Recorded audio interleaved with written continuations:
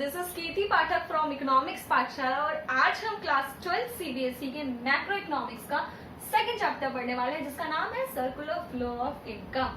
Circular flow of income पढ़ने से पहले हम इस चैप्टर से जुड़े हुए छोटे मोटे कॉन्सेप्ट्स को समझेंगे कि क्या क्या छोटी मोटी चीजें होती हैं जो नेशनल इनकम को या इकोनॉमी को या इकोनॉमिक्स को समझने में हेल्पफुल होती हैं। ठीक है, तो जो हम कॉन्सेप्ट पढ़ेंगे उसमें सबसे पहला कॉन्सेप्ट पढ़ेंगे टाइप्स ऑफ गुड्स के बारे में। देखो बच्चों, माइक्रो इकोनॉमिक्स में हमने बहुत से अलग अलग टाइप्स के गुड्स पढ़े थे, कहीं कुछ पढ़ा था substitute, complementary, whatever we have studied, leave it. अब हम जो पढ़ेंगे वो मैक्रो इकोनॉमिक्स के गुड्स के बारे में पढ़ेंगे। तो पहला जो गुड यहाँ पे देखने को मिलता है वो मिलता है फाइनल गुड।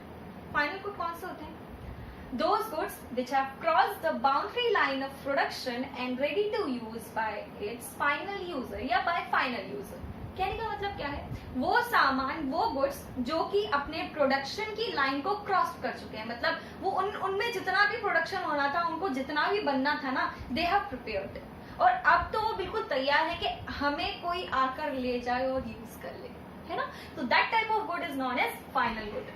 अब बात करेंगे हम इंटरमीडिएट गुड्स की कि इंटरमीडिएट गुड्स क्या होते हैं। तो those goods which are used as raw material for further production. मतलब क्या? ऐसे सामान जो कच्चे माल की तरह यूज किया जाए। कच्चे माल मतलब दिखने में तो वो माल लगेगा, दिखने में तो वो गुड लगेगा, लेकिन हम उसको रॉ मटेरियल के तौर पे यूज करेंगे, उसको यूज करके कुछ नया बनाएंगे, और जब वो नया बनेगा तो उसको मार्केट में बेचेंगे। तो ऐसा गुड जो इंटरमीडिएट गुड्स बनता है, जो रॉ मटेरियल के तौर पे यूज किया जाता है, known as intermediate, and final users के द्वारा यूज किया जाता है तो नॉन एज फाइनल गुड। अब एक क्वेश्चन, अगर मैं आपसे पूछूं कि जो हम अपने घर में आटा यूज करते हैं ना, आटा, वो किस टाइप का गुड है? तो कुछ लोग कहेंगे फाइनल। मैम कैसी बातें कर रहे हो आप, फाइनल गुड ही तो होगा। और कुछ लोग कहेंगे कि इंटरमीडिएट हो सकता है, कहने वाले लोग कुछ भी कह सकते हैं। तो मैं बता देती हूँ कि हम किसी भी गुड को तब तक फाइनल, तब तक इंटरमीडिएट नहीं कह सकते जब तक हमें उसके यूजर्स के बारे में ना पता हो, है ना। तो if that wheat flour is purchased bye house hold, घर में खरीदा है, घर वालों ने खरीदा है, मतलब घर नहीं, घर वालों ने अगर वो व्हीट फ्लोर खरीदा है तो वो हो जाएगा हमारा final good. But that same wheat flour if it is being purchased by baker या बेकरी शॉप पर वो खरीद के गया है माल, तो वही सामान उस टाइम पे क्या कहलाया जाएगा? Intermediate goods. तो बस डिफरेंस हमें जो जानना है वो ये जानना है कि गुड्स क्या है और उसका प्रोडक्शन पूरा हो चुका है या नहीं हो चुका है, और दूसरी चीज कि उस गुड्स को परचेज कौन कर रहा है, उस गुड्स का कंज्यूमर कौन है। इसके थ्रू हम ये चीज अच्छे से पता कर सकते हैं कि फाइनल और इंटरमीडिएट्स में क्या डिफरेंस है। जो हम बाकी के दो गुड्स बचे हैं उनके बारे में देखेंगे। तो बाकी के जो दो गुड्स हैं उनको कहते हैं हम कंज्यूमर गुड और कैपिटल गुड्स। यहाँ पे एक मार्क्स का अच्छे डेफिनेशन पूछ ली जाती है और यहाँ पे डिफरेंस भी पूछ लिया जाता है। ठीक है, तो मेरा काम है आपके कॉन्सेप्ट्स को बहुत अच्छे से क्लियर करना। डेफिनेशंस एंड व्हाटएवर डिफरेंसेस आपको बुक में बहुत अच्छे से मिल जाएगी, बट इंपॉर्टेंट क्या है? कॉन्सेप्ट का क्लियर होना। ठीक है, तो बात करते हैं हम सबसे पहले अपने कंज्यूमर गुड्स की। कंज्यूमर गुड्स कौन से होते हैं? तो those goods which are consumed for satisfying human wants, मतलब हमारी इच्छा को जो तुरंत, जो जल्दी से सेटिस्फाई कर दें, या हमारी कुछ चीज इच्छा है, हमारा मन कर रहा है, हम उसको कंज्यूम करके हमें वो सेटिस्फेक्शन दे देता है, वो सारे ही गुड्स हमारे क्या कहलाते हैं? Consumer goods. बात करेंगे कैपिटल गुड्स की। तो those goods which are fixed asset, मतलब एक तरीके के फिक्स्ड एसेट्स होते हैं, किसके? प्रोड्यूसर्स के, है ना। एंड रिपीटेडली, और उनको बार बार यूज किया जा सकता है। यहाँ पे प्रोड्यूसर हम मैक्रो इकोनॉमिक्स में टर्म ले रहे हैं, बट ऐसे सामान जो फिक्स एसेट्स होते हैं किसी के लिए और उनका बार बार उपयोग हो सकता है, वो गुड्स कहलाते हैं हमारे कैपिटल गुड्स। इनकी एक खूबी और होती है, ड्यूरेबल विद हाई वैल्यू। ये ना लंबे टाइम के लिए चलते हैं, मतलब कहते हैं ना तुम्हारे साथ जो ये गुड्स देते हैं ना, वो हमारे काफी लंबे टाइम तक देंगे साथ, और इनकी वैल्यू भी बहुत हाई होती है। कुछ होते हैं ना, हम सभी के फ्रेंड्स होते हैं जो हमारे हमेशा साथ रहते हैं और उनकी वैल्यू हमारे लाइफ में बहुत होती है। तो कुछ इसी टाइप के हमारे कैपिटल गुड्स होते हैं। तो अब बात करेंगे कंज्यूमर और कैपिटल्स के बेसिकली डिफरेंस की, कि आप कैसे डिफर कर सकते हो कि कौन सा कंज्यूमर गुड है, कौन सा कैपिटल गुड है। तो मैं आपका basically day to day life से रिलेटेड एग्जांपल लूंगी, और वो एग्जांपल कुरकुरे का होगा, है ना। हमें भूख लग रही है या हमारा मन चल रहा है, हम दुकान पे जाते हैं और 10 रुपए उनको देते हैं और कहते हैं भैया हमें कुरकुरे दे दो। तो इफ अगर वो आपको दे देते हैं और आप उसका कंजम्पशन करते हो तो आपकी जो ह्यूमन वांट्स है ना वो सेटिस्फाई हुई, वो हो गया आपका कंज्यूमर गुड, है ना।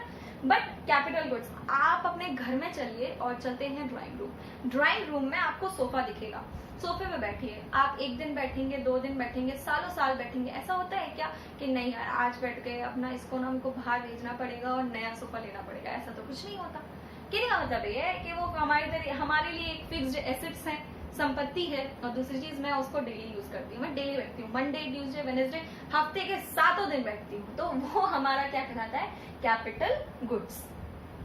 आते हैं दूसरे कॉन्सेप्ट पे या दूसरे टॉपिक पे, जो है हमारा इन्वेस्टमेंट। और ये इन्वेस्टमेंट जो टर्म है ना, हम डे टू डे लाइफ में अपना बहुत यूज करते हैं। यार वहाँ इन्वेस्ट कर दो, यहाँ इन्वेस्ट कर दो, यहाँ पैसा मिलेगा, यहाँ ये होगा। और किसी से भी डेफिनेशन पूछ दी जाए कि इन्वेस्टमेंट होता क्या है, तो हम पढ़ेंगे। तो इन्वेस्टमेंट क्या होता है? It is the process of adding to the stock of capital. मतलब क्या है? एक ऐसी प्रोसेस है जो हर कोई करता है।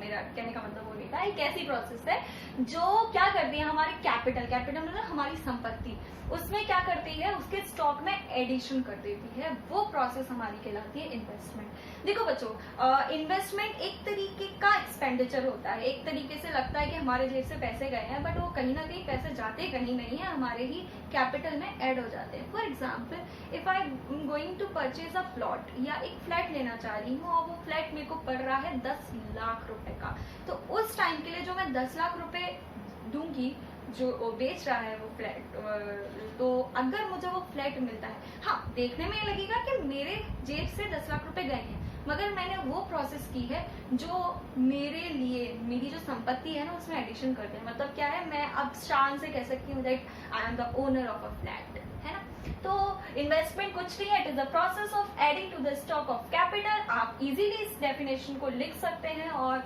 कॉन्सेप्ट तो समझ में आ ही गया होगा। अब बात करते हैं टाइप्स ऑफ इन्वेस्टमेंट की। तो 4 टाइप के इन्वेस्टमेंट्स हैं, देखते हैं एक-एक करके। पहला है फिक्स्ड इन्वेस्टमेंट। बेटा देखो, जब कोई हम इन्वेस्टमेंट करें कहाँ पे? फिक्स्ड एसेट्स पे, are known as fixed investment. Inventory मतलब स्टॉक, जो स्टॉक होते हैं ना, क्लोजिंग स्टॉक, ओपनिंग स्टॉक्स, तो अगर हम इन्वेस्टमेंट करते हैं स्टॉक्स में तो वो इन्वेंट्री इन्वेस्टमेंट हो गया। क्या है यार, नाम ही तो जोड़ा है, नाम ने खुद बता दिया कि हम क्या है। बात करते हैं ग्रॉस इन्वेस्टमेंट की।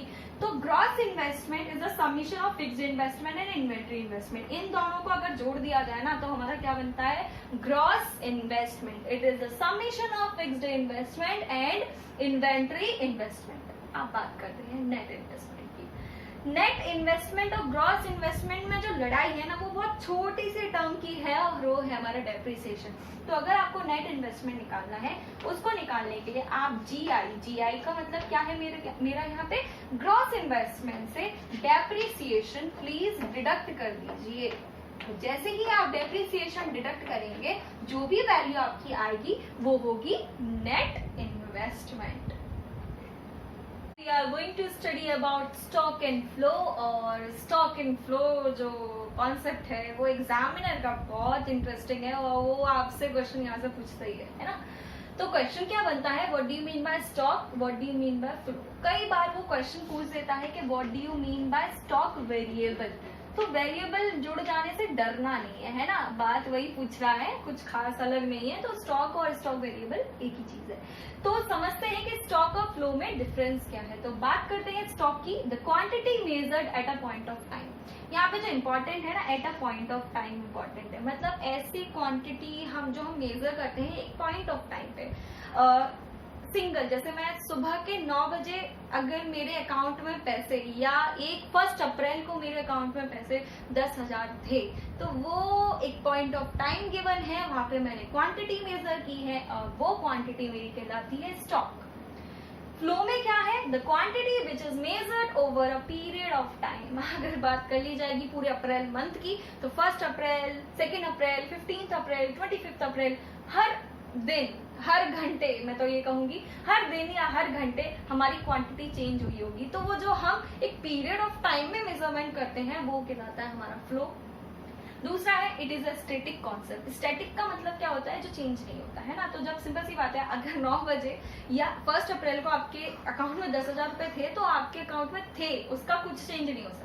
बट अप्रैल में क्या क्या चीजें चेंज हुई है, कितने आए हैं, कितने गए हैं, किसका पेमेंट हुआ है, कहाँ से आपने रिसिव किया है, तो वो सारी की सारी चीजें डायनेमिक कॉन्सेप्ट के अंदर आ जाती हैं और वो फ्लो का वेरिएबल कहलाती है।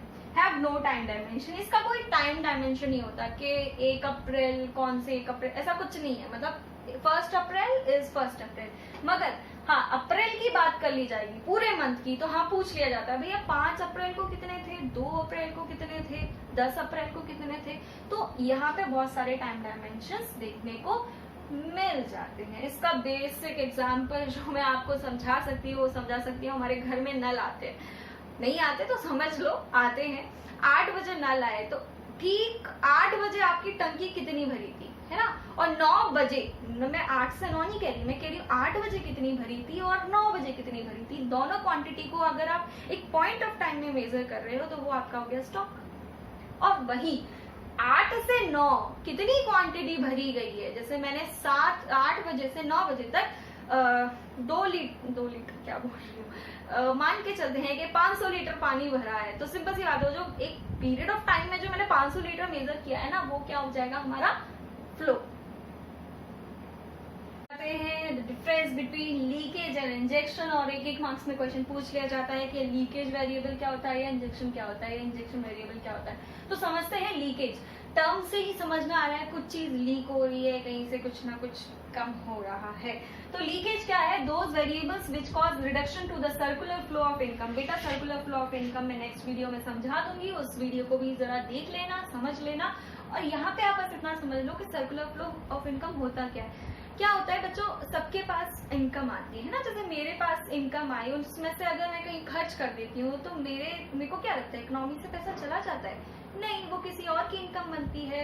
वो कहीं खर्च करता हुआ तो वो किसी और की इनकम बनती होगी। इसी तरीके से कहते हैं ना, वो हाथ का मैल है। तो पैसा क्या होता है इकोनॉमी में, एक इंसान से दूसरे इंसान तक जाता रहता है या पास होता रहता है, वो कहीं जाता नहीं है। तो उसी को अपन कहते हैं सर्कुलर फ्लो ऑफ इनकम। इसको अच्छे से नेक्स्ट वीडियो में हम समझेंगे।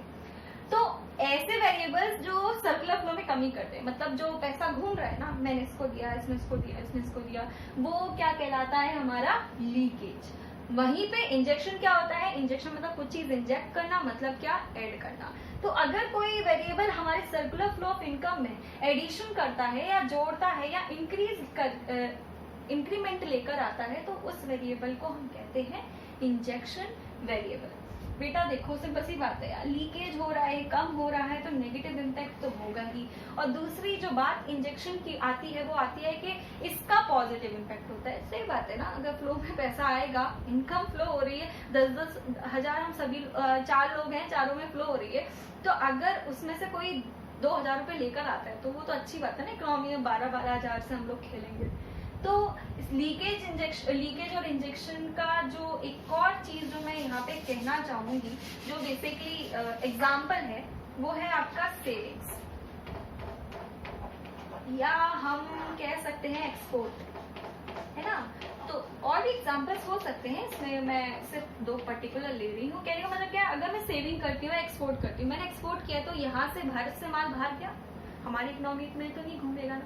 तो एक्सपोर्ट भी एक तरीके का लीकेज है, और सेविंग्स भी। अगर मेरी सैलरी 50,000 है, 50,000 के 50 तो खर्च नहीं करती, अगर मैं 10,000 भी सेव कर रही हूँ तो कहीं ना कहीं इकोनॉमी से पैसे को लीक कर रही हूँ, है ना। अब बात करते हैं इंजेक्शन की। तो इंजेक्शन में भी अगर आप एग्जाम्पल देखना चाहें तो मान सकते हैं इम्पोर्ट। अगर बाहर से माल मंगा दोगे ना, तो सिंपल सी बात है यार, इम्पोर्ट करोगे, बाहर से माल आ जाएगा, एडिक्शन हो जाएगा, तो वो हमारा इंजेक्शन कहलाएगा। और दूसरा जो हम एग्जांपल ले सकते हैं वो ले सकते हैं इन्वेस्टमेंट का। और भी एग्जांपल्स होंगे, मैंने 2 पर्टिकुलर एग्जांपल दिए हैं ताकि आप अच्छे से समझ जाओ। तो इन्वेस्टमेंट क्या है, इन्वेस्टमेंट भी किसी के पास पैसे जमा कर करके बहुत सारा पैसा कर लिया, अब वो कहीं ना कहीं कुछ नई चीजें खोलना चाहता है, दुकान खोलना चाहे, स्कूल खोलना चाहे, हॉस्पिटल खोलना चाहे, तो अगर वो इन्वेस्टमेंट करता है ना, तो इकोनॉमी में पैसा आएगा और वो सर्कुलेट हो जाएगा। ठीक है, तो यहाँ पे हम लोगों ने अपने लीकेज और इंजेक्शन के बारे में समझ लिया। आज इस वीडियो में हमने समझा था टाइप्स ऑफ गुड्स, इन्वेस्टमेंट्स क्या होते हैं। इन्वेस्टमेंट को समझने के बाद हमने स्टॉक एंड फ्लो के बारे में थोड़ा सा समझा था, और लास्ट में जो हमने समझा है वो समझा है लीकेज एंड इंजेक्शन। अगले वीडियो में हम समझेंगे सर्कुलर फ्लो ऑफ इनकम क्या होता है, ये चीज कैसे फ्लो होती है, कहाँ फ्लो होती है, किससे फ्लो होती है और फ्लो होके कहाँ जाती है।